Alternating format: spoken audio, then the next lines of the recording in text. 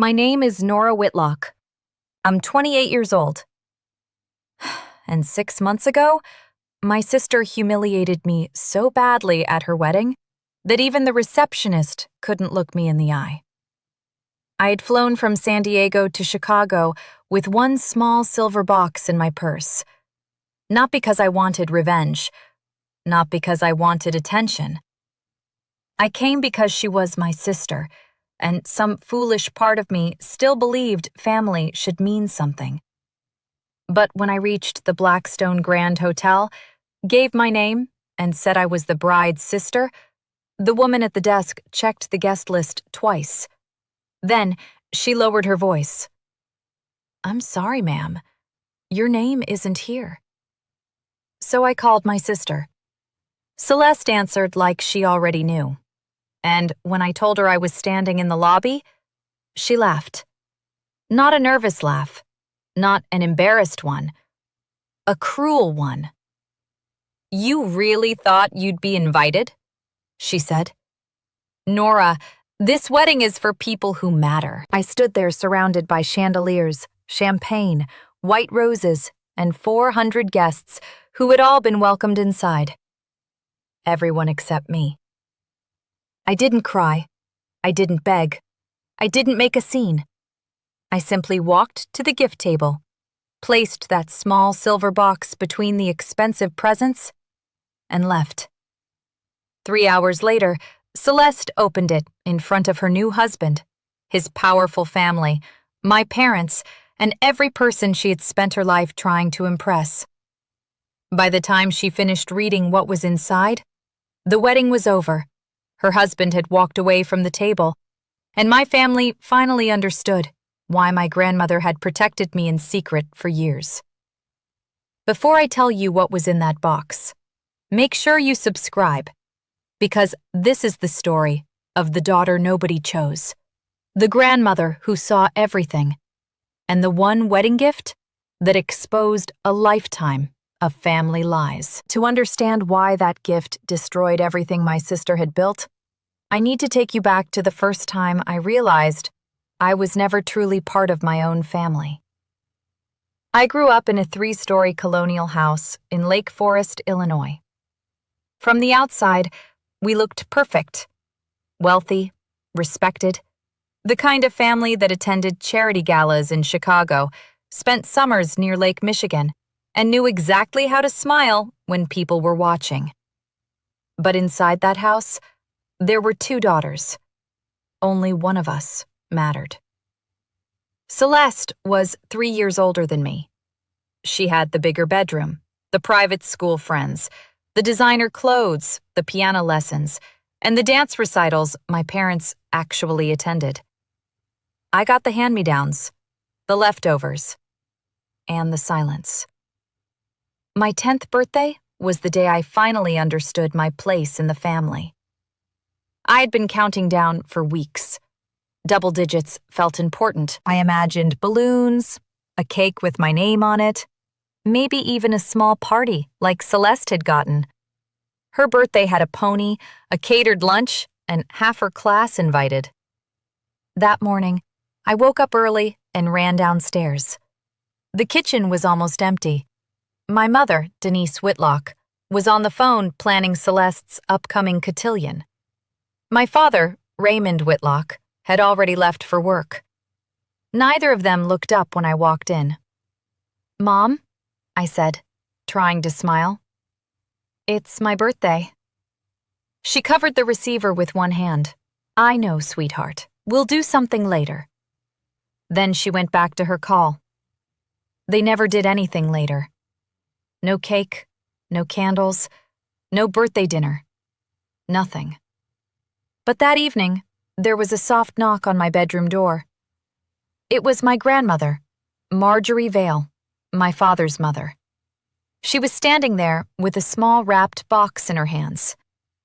"Happy birthday, my darling girl," she said, sitting beside me on the edge of my bed. Inside the box was a camera. Not a toy camera, a real one. It had a leather strap and a silver body that felt heavy in my small hands. I remember turning it over carefully, afraid I might break it. Grandma Marjorie smiled. "You have an artist's eye, Nora," she said, touching my cheek. "One day, the world will see what I see in you." I didn't know it then, but that camera would change my entire life. And Grandma Marjorie knew exactly what she was planting. 8 years later, I graduated high school with a full scholarship to the Savannah College of Art and Design. It was one of the best days of my life. Or, at least, it should have been. I thought maybe, finally, my parents would notice me. The ceremony was on a Saturday afternoon. I had been selected to give a short speech about pursuing your passion. I practiced for weeks in front of my bedroom mirror. I imagined my mother wiping a proud tear. I imagined my father shaking my hand. I imagined Celeste being quiet for once because, for one afternoon, the room belonged to me. The morning of graduation, I came downstairs in my cap and gown. Celeste was sitting at the kitchen table, scrolling through her phone. My parents were huddled over my father's laptop. "The ceremony starts at 2, I said. "We should leave by 1 if we want good seats." My mother didn't look up. "Sweetheart, something came up." My stomach tightened. "What do you mean?" My father finally glanced at me. "Celeste has a networking event with a senior partner from Goldman Sachs. It's a huge opportunity for her future. We can't miss it." I stood there in my graduation gown, clutching my speech notes. "It's my graduation." My father sighed, like I was being difficult. "Photography isn't a real career, Nora. Maybe you should think about business school, like your sister." Celeste smirked, but said nothing. That was always her way. She didn't need to insult me when my parents were already doing it for her. I went to that ceremony alone. I gave my speech to a room full of strangers, and when they called my name to receive my diploma, I looked out at the audience and saw only one familiar face. Grandma Marjorie, front row, clapping louder than anyone. Afterward, she took my hands in hers. "Remember this, sweetheart," she whispered. "The greatest treasures are not always the ones people fight over. Sometimes they are the ones quietly passed on." I didn't understand what she meant. Not then. But years later, standing outside my sister's wedding with a silver box in my hands, I would understand everything. After graduation, I packed 2 suitcases and bought a one-way ticket to San Diego. I didn't say goodbye. There was no one to say goodbye to. For the next 10 years, I built my life in silence. I started as an assistant to a wedding photographer. I carried equipment. I adjusted lights. I pinned veils. I moved chairs. I learned how to stand quietly in a room and catch the moment everyone else missed. The bride gripping her father's hand before the doors opened, the groom wiping his eyes when he thought no one saw, the grandmother touching a necklace before the ceremony, the mother pretending not to cry. I learned angles. I learned timing. I learned how to preserve emotion without interrupting it. I saved every penny. And slowly, client by client, I built something of my own. My family never asked about my work. To them, I was still Nora, the girl who took pictures of strangers. Celeste called sometimes, but never to check on me. She called to update me on her life. Senior marketing director at 29, corner office, engaged to an investment banker. Every conversation was a performance, and I was her only audience. "I just closed a 7-figure campaign," she said one evening. "What about you? Still doing those little photo shoots?" I was sitting in my office at the time, the one with floor-to-ceiling windows overlooking downtown San Diego. The one with awards on the walls. The one with a client list that would have made her stop breathing for a second. "I'm doing well, Celeste," I said. "Congratulations on your campaign." "Thanks. Mom and Dad are throwing me a celebration dinner next week. Obviously, you're not invited. It's just immediate family." I let that sink in. Immediate family. "Of course," I said. "Have a wonderful time."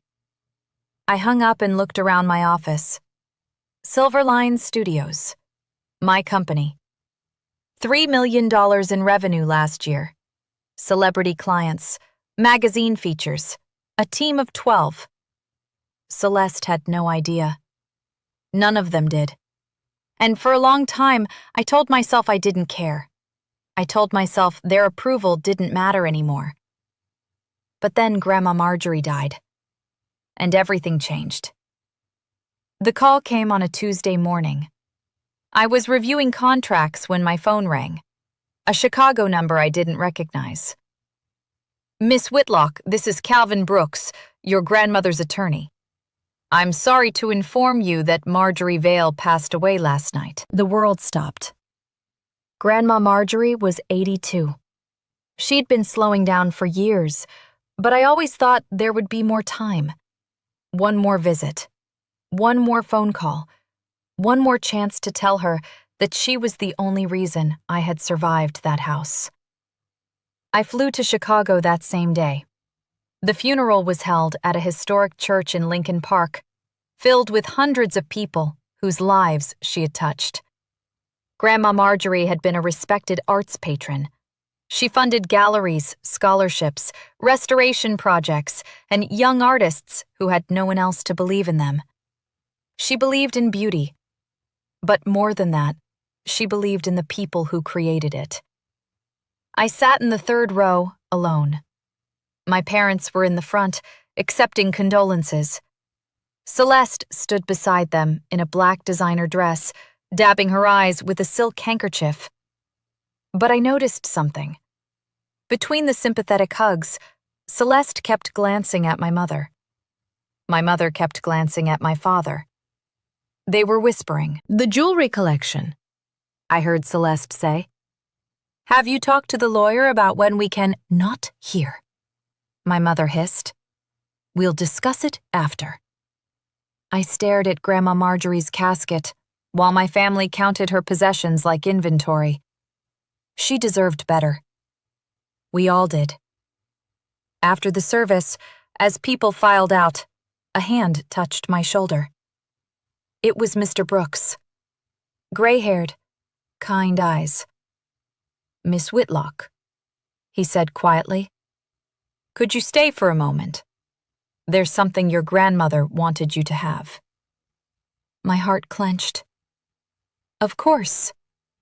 I had no idea that what he was about to show me would change everything. Mr. Brooks led me to a small office at the back of the church. He closed the door and sat across from me with a manila envelope in his hands. "Your grandmother came to see me 2 years ago," he said. "She was very specific about her wishes. What I'm about to show you is separate from the public reading of her will."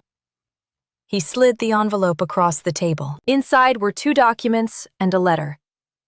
The first document was a notarized amendment to her estate. I read the words 3 times before they sank in. The Vale Jewelry Collection. Her entire collection, valued at $2.3 million, was mine.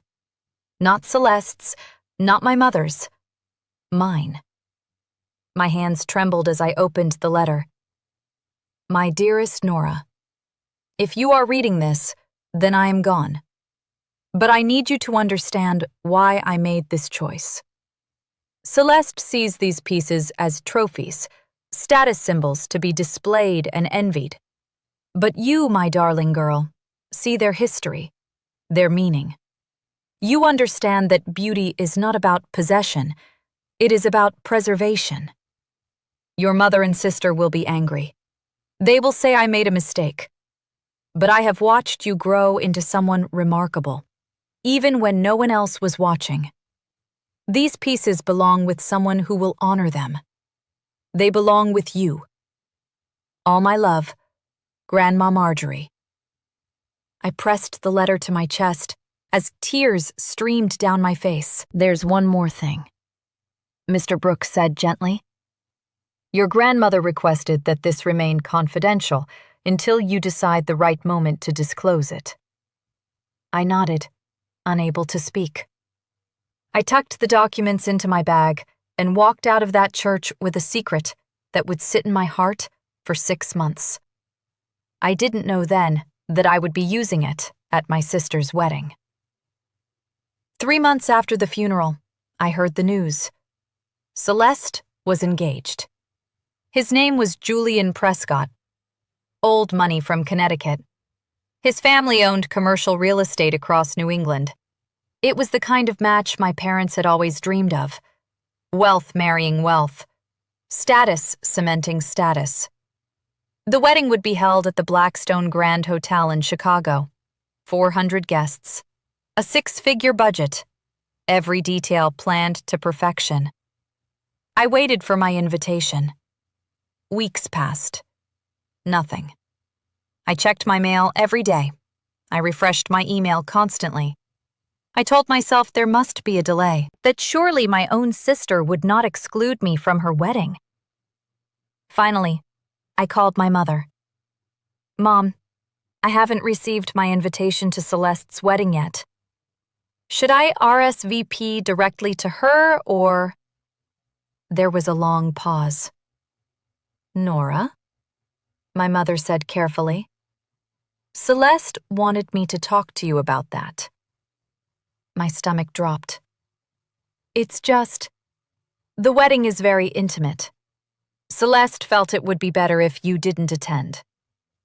Intimate? I almost laughed. I saw on her Instagram that there are 400 guests. Another pause. You know how you can be at these events. Awkward. We don't want anything to distract from Celeste's day. I sat in silence with the phone pressed to my ear. I see, I said finally. Thank you for letting me know, Mom. I hung up. That night I scrolled through Celeste's social media. Photos of her dress fitting, her engagement party, her registry at Tiffany's. Comments from hundreds of people congratulating her. 400 guests, but not a single seat for her own sister. I stared at my phone for a long time. And then I made my decision. Now I need to ask you something. If your own family banned you from your sister's wedding and lied about it being intimate, what would you do? Would you show up anyway? Would you walk away forever? Or would you leave one gift that told the truth better than you ever could? Drop your answer in the comments, because I'm genuinely curious what you would choose. And while you're thinking about it, subscribe so you don't miss what happens next. Because what I did, no one saw coming. I booked my flight 3 days before the wedding. San Diego to Chicago. One way. I didn't tell anyone. I didn't ask permission. I simply packed a small bag and prepared the one thing I needed to bring. A gift. It sat on my kitchen counter in a silver box with a white ribbon. Small enough to fit in my purse. Light enough that no one would ever guess what was inside. The night before my flight, I couldn't sleep. I kept asking myself if I was doing the right thing.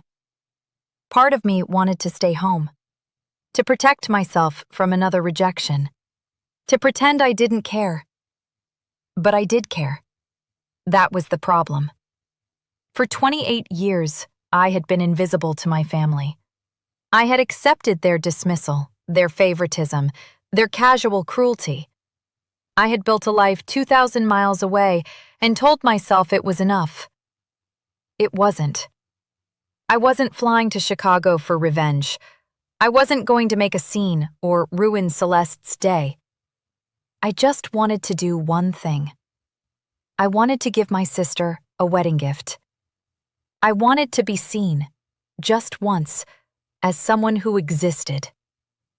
At 6 o'clock in the morning, I put on a simple navy dress, applied my lipstick, and looked at myself in the mirror. "You can do this," I whispered. I picked up the silver box and tucked it into my bag. I didn't know what would happen when Celeste opened it. I didn't know if it would change everything or nothing at all. But I knew I couldn't keep carrying that secret forever. Some truths need to come out. And Grandma Marjorie had trusted me to find the right moment. As my plane lifted off the runway, I realized that moment had finally come. The Blackstone Grand Hotel was everything I expected and more. Crystal chandeliers, marble floors, gold-framed mirrors, enormous floral arrangements in the lobby that probably cost more than most people's rent. A string quartet played softly near the entrance, while guests in designer gowns and tailored suits streamed toward the ballroom. I stood at the edge of it all, clutching the silver box. My heart pounded so hard I could hear it in my ears. I smoothed my dress and walked to the reception table. 2 young women in black sat behind a guest list that looked like a small novel. "Good afternoon," I said. "I'm here for the Whitlock-Prescott wedding?" "Of course. Name, please?" "Nora Whitlock. I'm the bride's sister." The woman smiled and looked down at the list. Her finger traced the W's once, then twice, then a third time. The smile faded. "I'm sorry, ma'am. Your name isn't on the list." "Could you check again?" "Whitlock." She flipped through several pages. The other receptionist leaned over to help. "There's Raymond Whitlock," she said. "Denise Whitlock, Celeste Whitlock, soon to be Prescott." Then she looked up at me with pity. But no Nora. The ballroom doors were open behind them. I could see white tablecloths, towering centerpieces, and hundreds of people laughing with champagne glasses in their hands. 400 guests. But my name wasn't there. The receptionist shifted uncomfortably. "Ma'am, is there someone I could call for you?" "No," I said quietly. "That's all right. I'll handle it myself." I stepped away from the table and pulled out my phone. My hands were steady as I dialed Celeste's number. It rang once, twice. Then my sister answered. "Hello?" Her voice was sharp and impatient. Behind her, I could hear the buzz of cocktail hour, glasses clinking, music playing, laughter. "Celeste, it's Nora." A pause, then a sigh. "What do you want? I'm kinda busy." "I'm at the hotel. My name isn't on the guest list." Silence. I waited. "I know," she finally said. "That's because you weren't invited." Even though I had expected it, the words still landed like a slap. "I'm your sister." Celeste laughed. A cold, brittle sound. "You really thought you'd be invited? This wedding is for people who matter, Nora. Important people. Not someone who takes pictures for a living."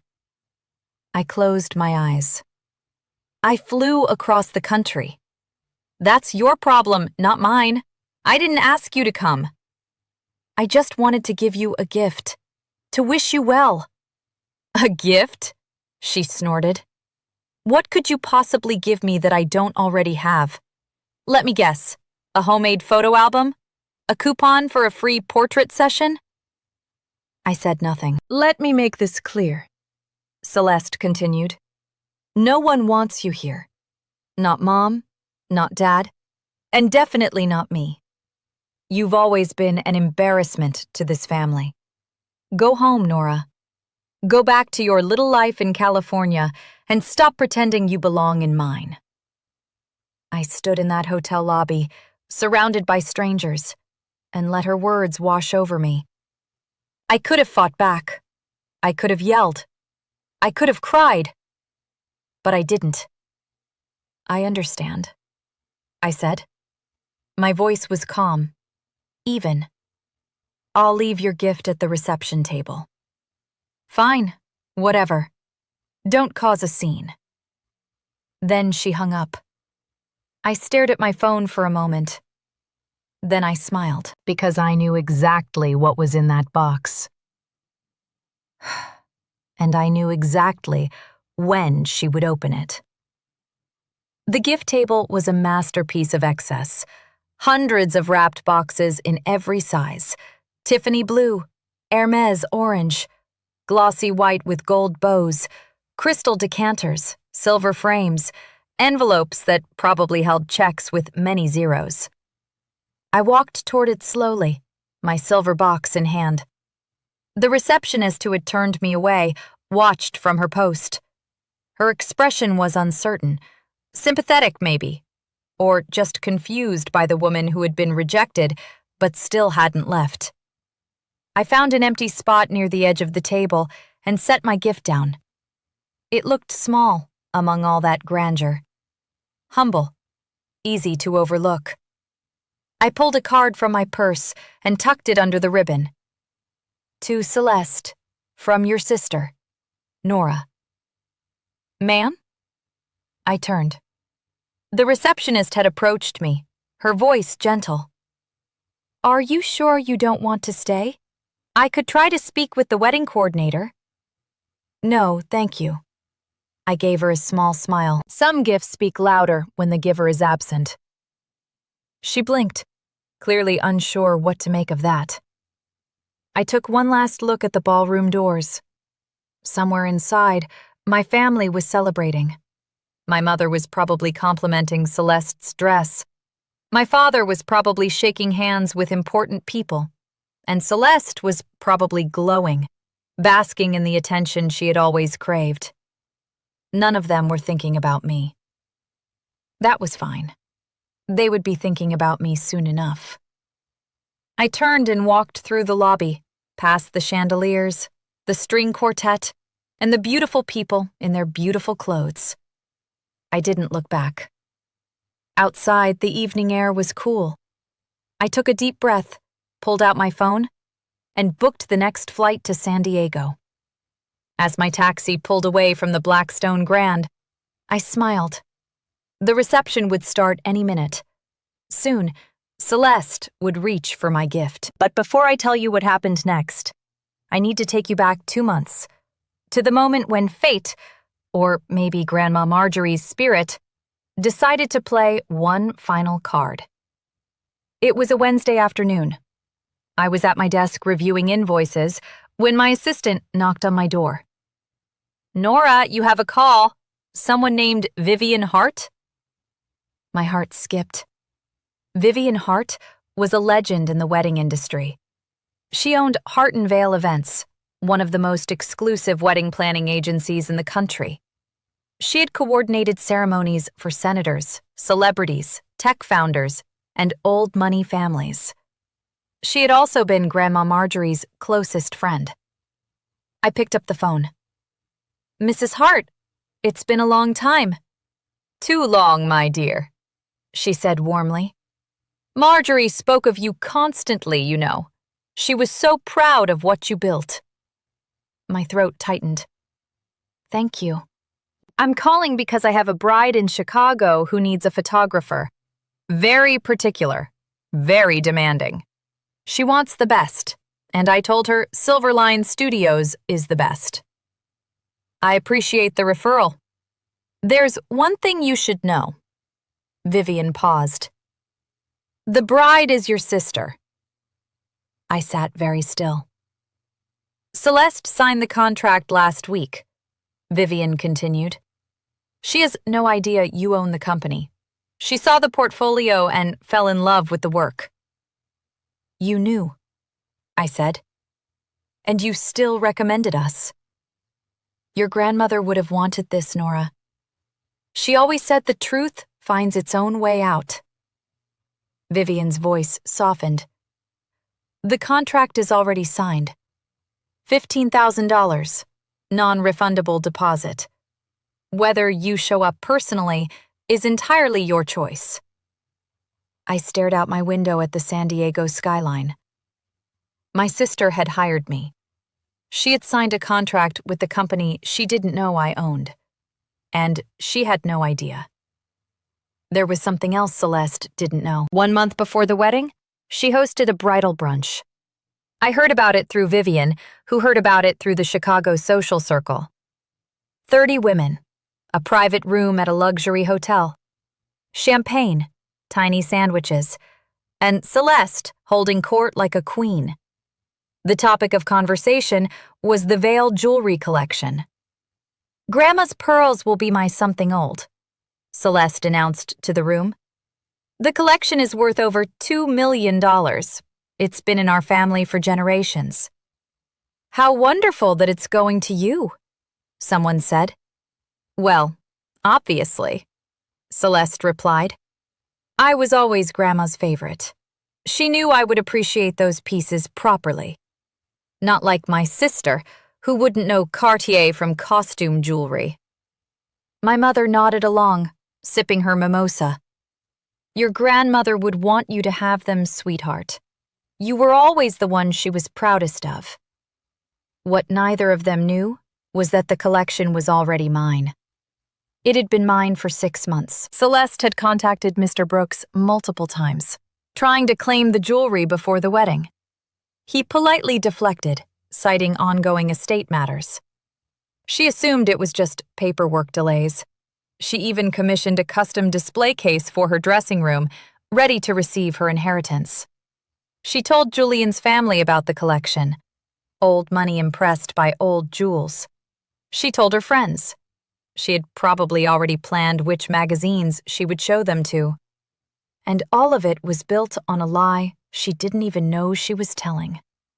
She believed she was entitled to those pieces. She believed Grandma Marjorie had loved her best. She was about to find out how wrong she was, and 400 of Chicago's most polished guests would be watching when she did.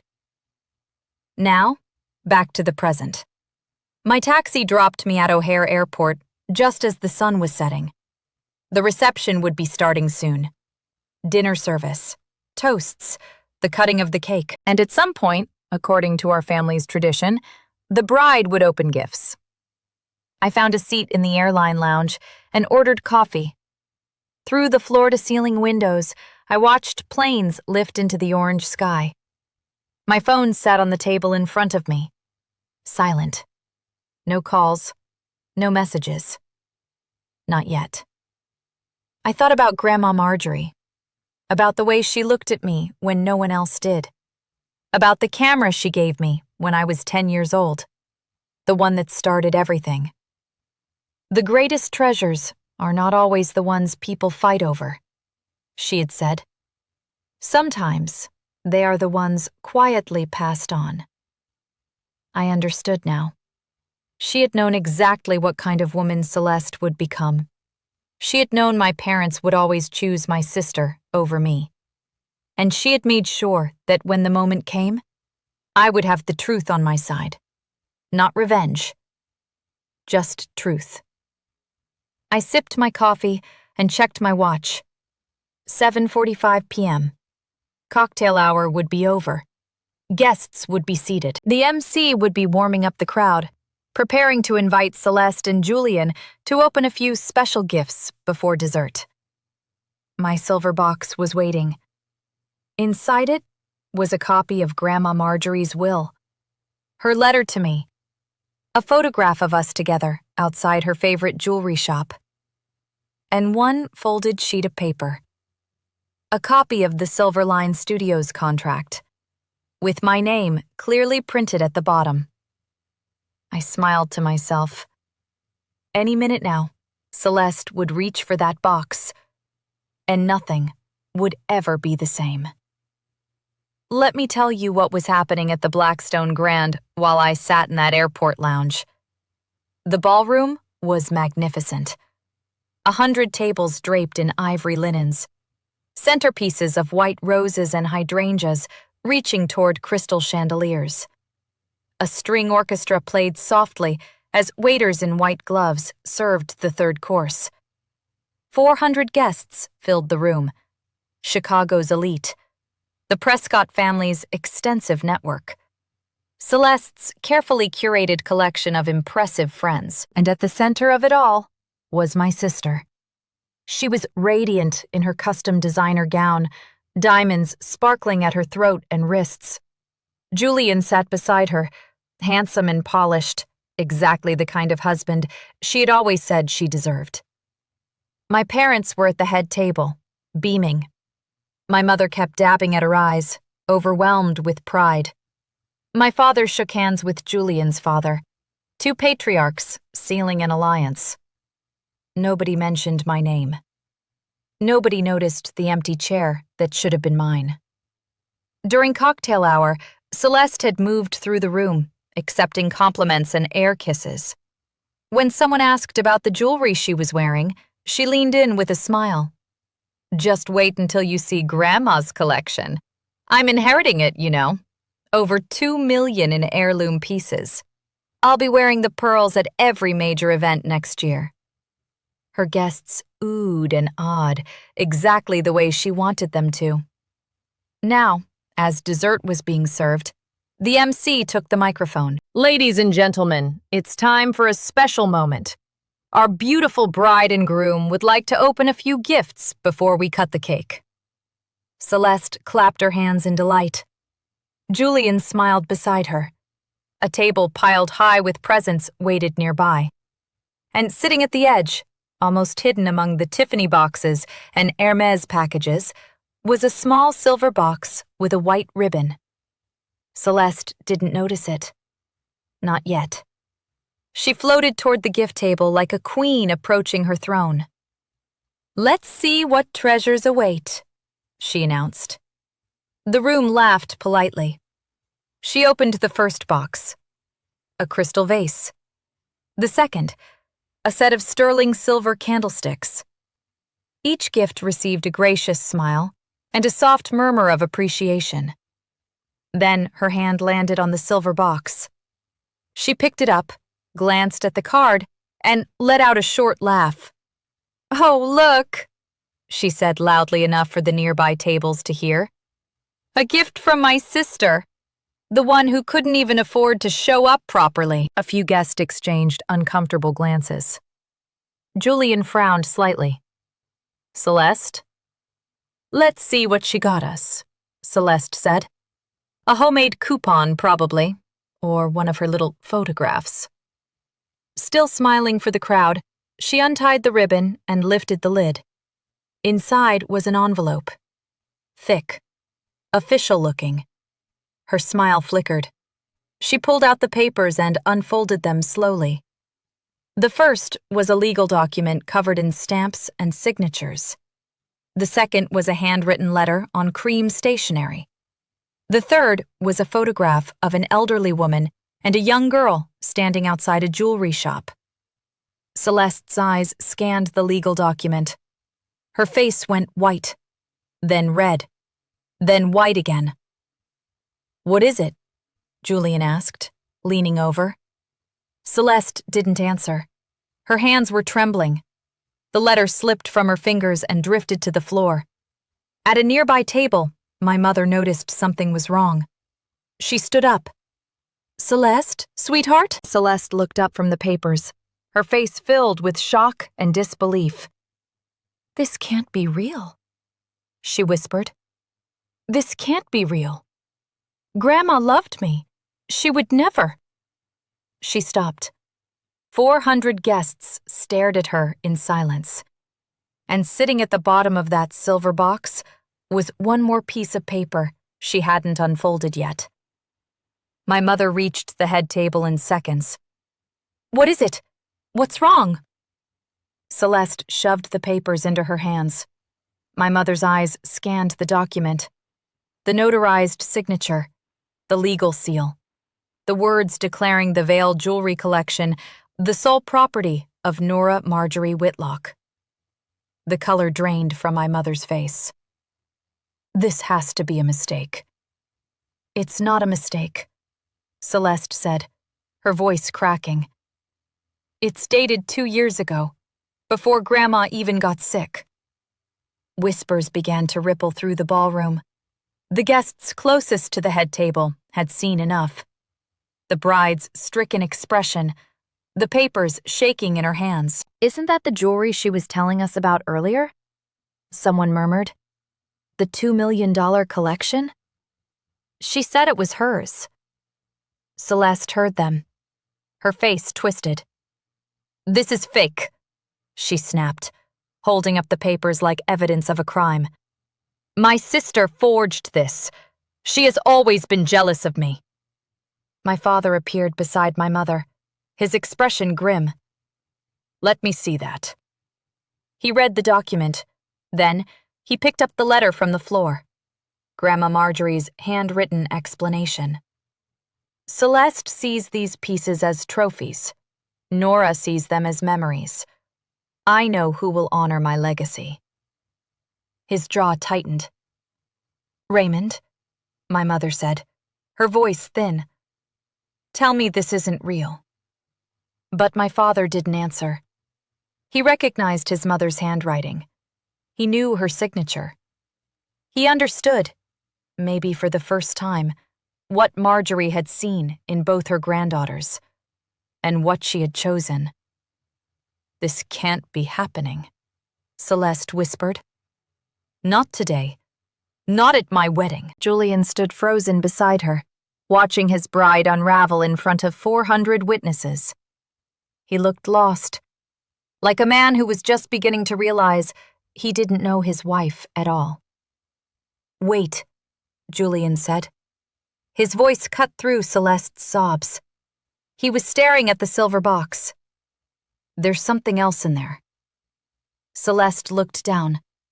At the bottom of the box, half hidden by tissue paper, was another folded document.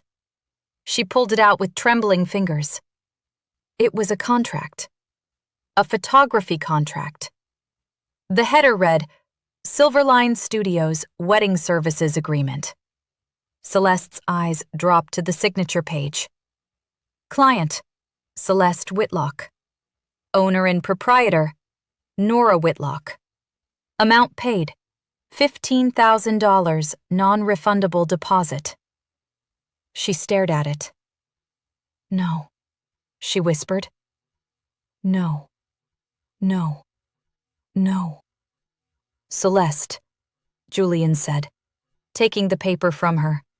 His eyes widened as he read. You hired her company. You told me your sister was struggling. You told me she couldn't hold down a job. I didn't know, Celeste said quickly. I didn't. She spun around wildly. Where's the photographer? Where's the photographer? A young woman with a camera stepped forward nervously from the corner where the photography team had been working all evening. I'm sorry, ma'am.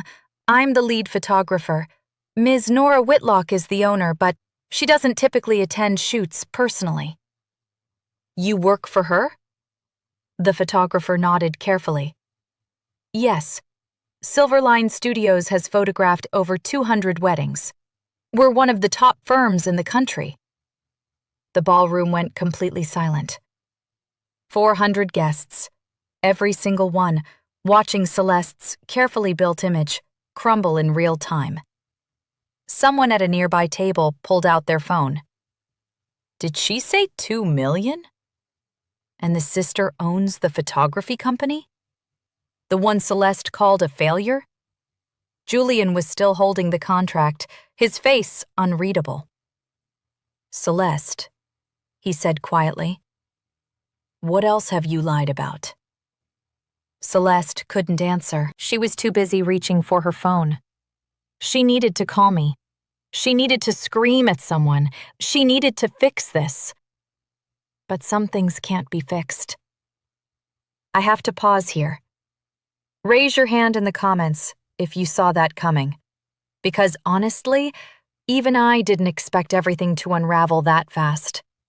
Celeste had just found out that the grandmother she thought loved her best had actually seen right through her. And the sister she called a failure?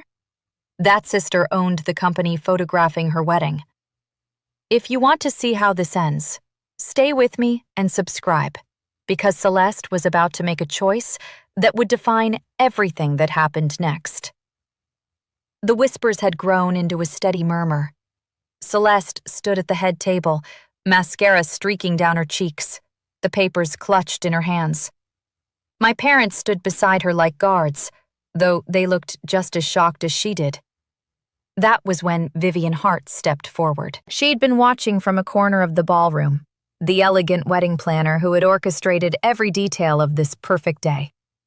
Now she walked toward the head table with the calm authority of someone who had seen everything. "If I may." The room quieted. Vivian took the legal document from Celeste's trembling hands and examined it briefly. "This is authentic," she said, loud enough for nearby tables to hear. "I witnessed Marjorie Vale sign this amendment 2 years ago. I was present when she discussed her wishes with her attorney." My mother stepped forward. "Vivian, you can't possibly—" "I can, Denise."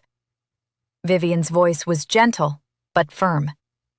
"Marjorie was my dearest friend for 40 years. She told me exactly why she made this choice." "Then tell us," Celeste cried. "Tell us why she would do this." Vivian looked at her with something like pity. She said, "Celeste sees jewelry as trophies. Nora sees them as memories. She said your sister was the only one who ever loved her for who she was, not what she owned." The words hung in the air. At a table near the back, someone was definitely filming now. "She also said something else," Vivian continued. "She said, Nora never asked me for anything. Celeste never stopped asking. That mattered to her." Celeste's mouth opened, but no sound came out. For the first time in her life, my sister had nothing to say.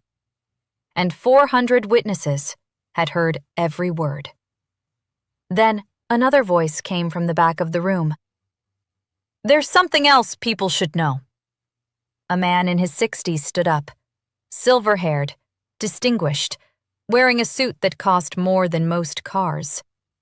Russell Dane, CEO of Dane Media Group, one of Julian's father's oldest friends. "I know Nora Whitlock," he said. "She photographed my daughter's wedding last year in Santa Barbara. 600 guests. She was brilliant." A murmur swept through the room. "Wait," a woman at another table said.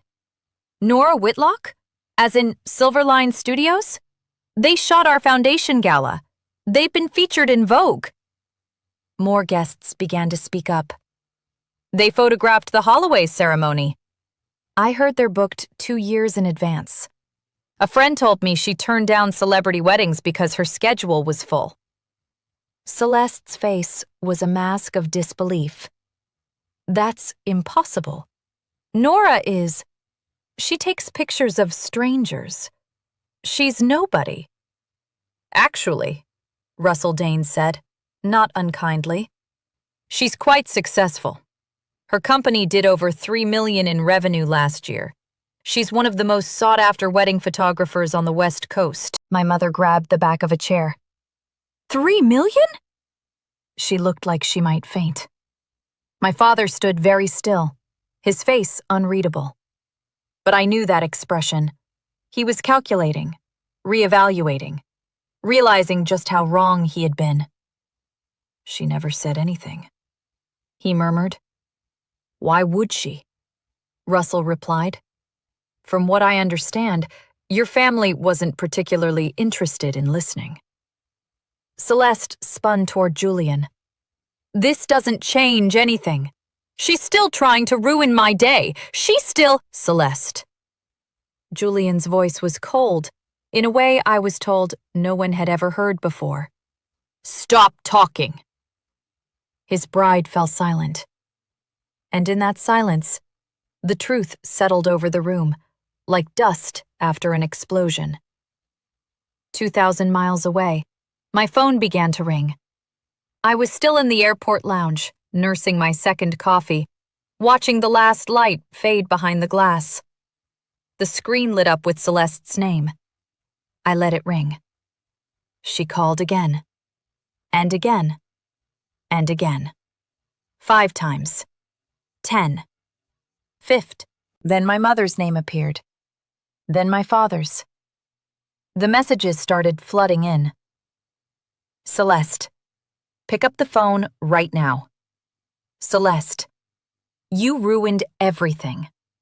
Celeste, how could you do this to me? Mom, Nora, call me immediately. We need to talk. Dad, this is unacceptable. You will explain yourself. Celeste, I will never forgive you for this. Celeste, the whole room is staring at me. Celeste, what was in that box? I watched the notifications pile up. The screen glowed with their rage, their desperation, their demands. 47 missed calls by the time I finished my coffee. I silenced my phone and slipped it into my bag. A gate agent announced that my flight to San Diego was now boarding. I gathered my things and walked toward the departure gate, past families reuniting, couples saying goodbye, and business travelers typing on laptops. Nobody in that airport knew what had just happened in a ballroom across the city. Nobody knew that a family was fracturing in real time, that a bride was crying in front of 400 guests, that a truth hidden for years had finally forced its way into the light. I handed my boarding pass to the agent and walked down the jetway. But just before I turned off my phone, one more message arrived. Not from Celeste, not from my parents, from Julian. And what he said made me pause. Julian. Nora, this is Julian Prescott. I'm sorry to contact you like this. I got your number from the Silverline contract. I stood in the airplane doorway, passengers streaming past me, and read his words. Julian, I need to understand what happened tonight. Celeste is inconsolable, but she won't explain anything. She just keeps saying you betrayed her. Another message appeared. Julian, she told me you were mentally unstable, that you had issues and couldn't hold down a job, that your family had to cut you off for your own good. My chest tightened. Julian, I believed her. I never questioned it. I never tried to meet you or hear your side. I'm realizing now that was a mistake. A flight attendant touched my arm. Ma'am, we need you to take your seat. I nodded and walked to my row, still reading. Julian. The reception ended early. Half the guests left after Vivian spoke. My parents are asking questions I don't have answers to. I don't know what to believe anymore. I buckled my seatbelt as the final message came through. Julian, I'm not asking you to explain yourself. You don't owe me anything. But I wanted you to know I'm sorry for whatever part I played in this, for believing her without question. I stared at the screen for a long moment. Then I typed back. Me. Thank you for reaching out, Julian. I have no ill feelings toward you. Whatever you decide about your relationship, I hope you find clarity. His reply came almost instantly. Julian, the wedding is over, but I don't know if the marriage will be. I need time to think about everything. I turned off my phone as the plane pushed back from the gate. Time. That was the one thing none of us could get back. The flight back to San Diego was quiet. I sat in my window seat, watching the lights of Chicago shrink below me. I thought about Julian's message, about Celeste's angry texts, about my parents' demands that I explain myself. The thing was, I had nothing to explain. I hadn't forged the documents. I hadn't tricked Celeste into hiring my company. I hadn't forced her to lie about me. I hadn't made her brag about jewelry she didn't own. I had done only one thing. I delivered the truth Grandma Marjorie had entrusted to me. The truth about the jewelry. The truth about who I had become. The truth my family had refused to see for 28 years. Somewhere over the mountains, I made a decision. I would not call Celeste back. I would not answer my parents' demands. I would not apologize. I would not defend myself. I would not beg to be understood. For my entire life, I had accepted their dismissal. I had made myself small. I had hoped that if I was quiet enough, successful enough, useful enough, they would finally notice me. But I was done hoping. I wrote a note on my phone, not a message to send, just words for myself. I won't close the door on them. But I won't hold it open forever either. They have to choose to walk through. That became my boundary. If Celeste wanted to apologize, truly apologize, I would listen. If my parents wanted to know me, really know me, I would give them a chance. But I would not chase them anymore. I would not perform my worth for people who had never bothered to look.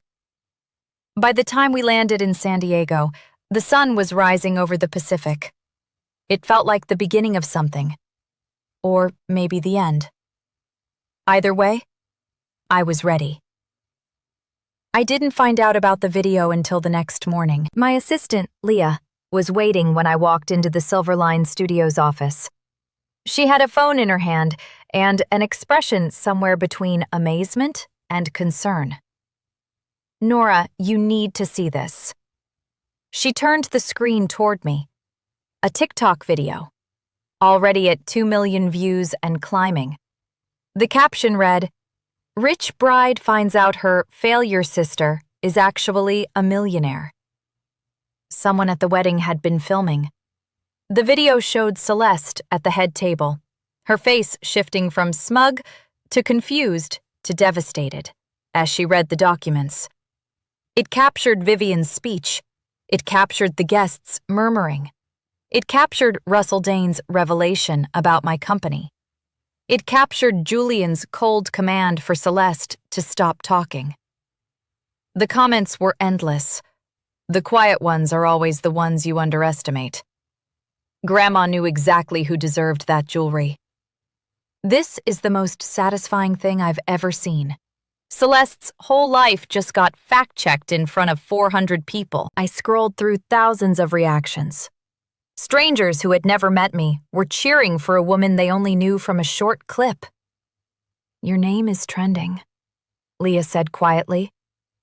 Silverline Studios got 300 inquiries overnight. I sat down slowly. I hadn't wanted this. I hadn't filmed anything. I hadn't posted anything. I hadn't tried to go viral. I just wanted to be seen by my family. But now the whole world was seeing something. My phone buzzed. An email from a reporter in Chicago. "Ms. Whitlock, we'd love to interview you about the viral wedding video." I deleted it. "Cancel my meetings today," I told Leah. "I need some time to think." Because this wasn't over. This was just the beginning. And I had a feeling my family would be showing up soon. 3 days later, my mother appeared. I was in my office reviewing proofs from a recent shoot when my receptionist buzzed. "Ms. Whitlock, there's a woman here to see you. She says she's your mother." I closed my eyes for a moment. Then I stood and walked to the lobby. Denise Whitlock stood near the entrance, looking completely out of place. She was dressed in her usual designer suit, pearl earrings, silk blouse, and perfectly styled hair. But her eyes were red-rimmed and uncertain.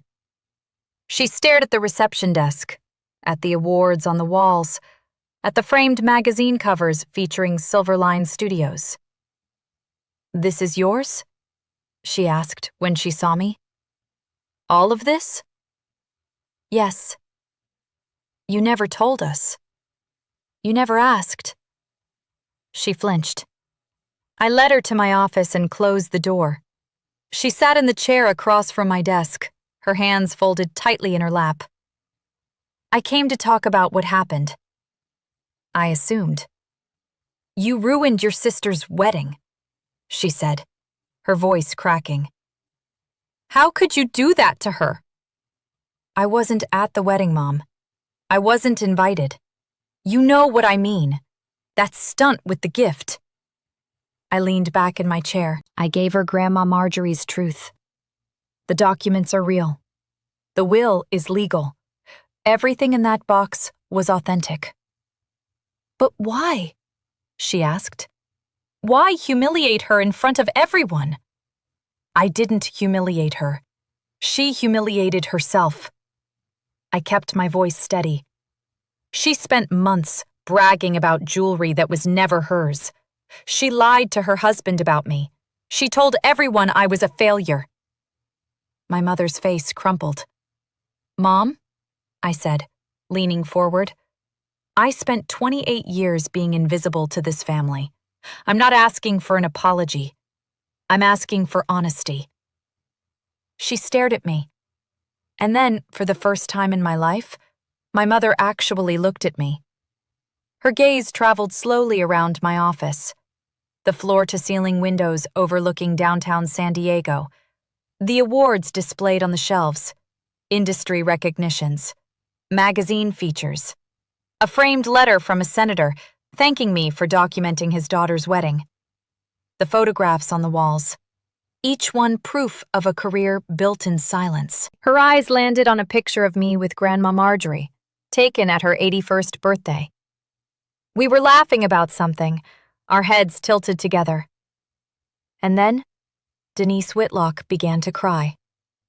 Not the delicate tears she produced at social events. Real sobs, ugly and raw, shaking her whole body. We failed you, she said between breaths. I failed you. I didn't move. I didn't speak. I let her have the words. Celeste always demanded so much, she said. She was loud about what she wanted, what she needed. And you were just quiet. You never complained. You never asked for anything. She wiped her face with trembling hands. I thought that meant you were fine. I thought you didn't need us. I stopped needing you, I said quietly, because I knew you wouldn't be there. She flinched, like I had struck her. I thought... She struggled to compose herself. I thought we were giving Celeste extra attention because she needed it more. But that wasn't true, was it?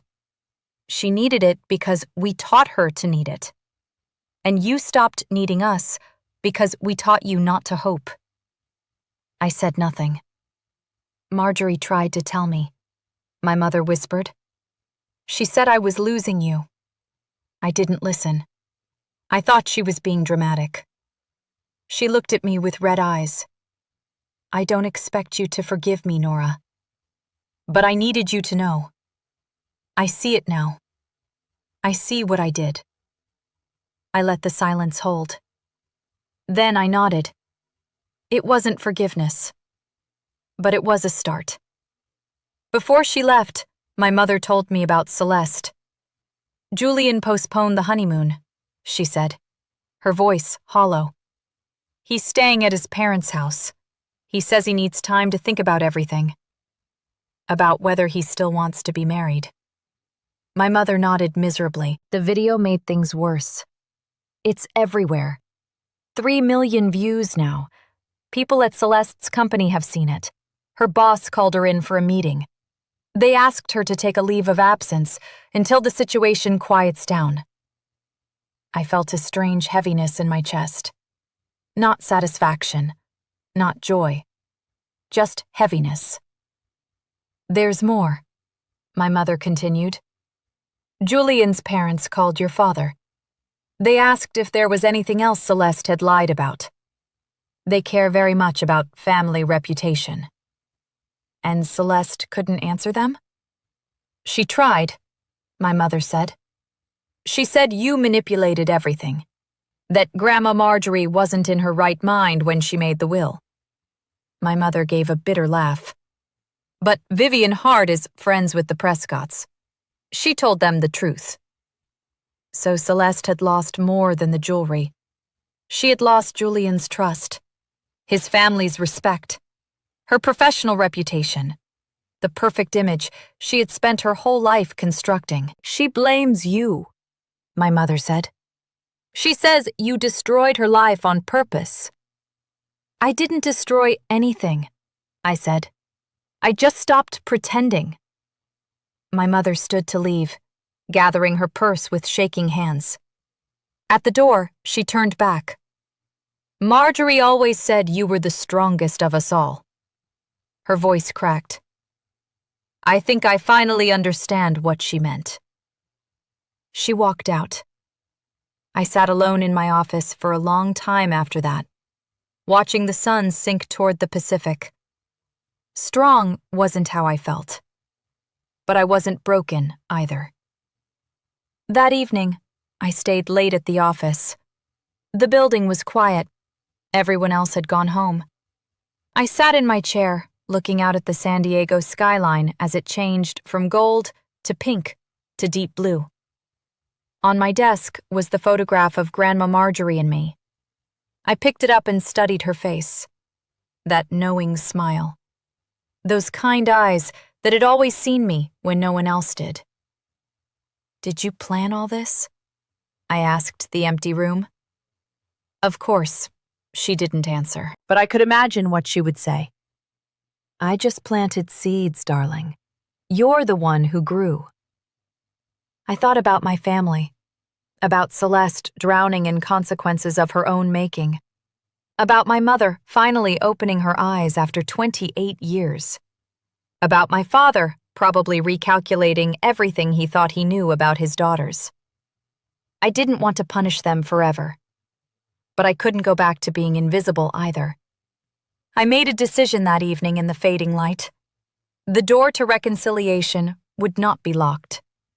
If Celeste genuinely apologized, not blamed me, not made excuses, but actually took responsibility, I would hear her out. If my parents wanted to know the real me, I would give them that chance. But I would not chase them. I would not perform for their approval. I would not make myself small to fit into the space they had assigned me. They would have to come to me as equals. Or not at all. I wrote it down in my journal. I won't close the door on them, but I won't hold it open forever either. They have to choose to walk through. That was my boundary. Clear, firm, unbreakable. For the first time in my life, I knew exactly what I deserved, and I wasn't willing to accept anything less. A week after my mother's visit, I went to the bank. The veil collection was waiting for me in a private vault. 12 pieces of exquisite jewelry that had been in my grandmother's family for generations. Pearl necklaces from the 1920s, Art Deco diamond earrings, a sapphire brooch that had once belonged to a European duchess. I held each piece carefully, thinking about the hands that had worn them, the stories they carried, and the love they represented. Celeste had wanted these as trophies, status symbols to photograph, display, and brag about. But Grandma Marjorie had seen them differently. Beauty is not about possession, she had written in her letter. It is about preservation. I understood now. I arranged for the most historically significant pieces to be loaned to the Art Institute of Chicago, where they would be displayed with a plaque honoring Marjorie Vale's legacy. The rest, I would keep safe. One day, if I had children, they would inherit them with the stories of where they came from and what they meant. As I was leaving the vault, the bank manager handed me a sealed envelope. This was in the safe deposit box as well, Miss Whitlock. We didn't notice it before. Inside was a short, handwritten note. My darling Nora, one more thing I didn't tell you. I left Celeste something too. A small pearl bracelet that was my mother's. Simple, not valuable, but meaningful, if she can understand its worth. I hope someday she will. Love always, Grandma Marjorie. I stood in the bank lobby and let the tears fall. Even in death, my grandmother had hoped Celeste might change. Maybe she would. Maybe she wouldn't.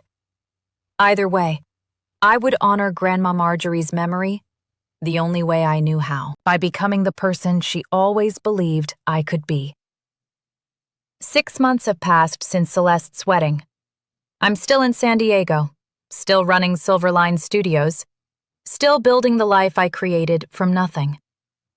The viral video eventually faded, as these things do. My name is no longer trending. The reporters stopped calling. But some things are different now. My mother calls once a week. The conversations were awkward at first, halting, uncomfortable. Neither of us knew what to say. But slowly, we're learning. She asks about my work. I tell her. She listens. It's a beginning. My father sent a letter. 3 pages, handwritten, apologizing for years of blindness. I haven't written back yet. I'm not sure what to say, but I'm thinking about it. Celeste and Julian are in couples therapy. She called me last month for the first time since the wedding. She didn't apologize exactly, but she didn't attack either. She just said, "I'm trying to understand." Maybe that is all she can offer right now. Maybe someday it will be more. I've learned something through all of this. The best response to contempt is not revenge. It is not proving people wrong. It is not rubbing your success in their faces. It is building something real. It is protecting what matters. It is knowing your worth so deeply that no one's opinion, not even your family's, can shake it. I didn't show up at that wedding to destroy my sister. I showed up to finally be seen. And that gift I left on the table? It wasn't about tearing her down. It was about standing up. For the first time in my life, I chose myself. So let me ask you this. Have you ever had to set a boundary with someone you loved? What did it cost you? And what did you gain? Drop your story in the comments. I'll be reading every single one. Because sometimes, the bravest thing you can do is not showing up. Sometimes, it is knowing when to walk away. Thank you for staying until the end. If this story touched you, make sure you subscribe for more emotional stories about family betrayal, truth, boundaries, and healing. And remember this, you are worthy of being seen, even by the people who spent years pretending you were invisible. Goodbye for now.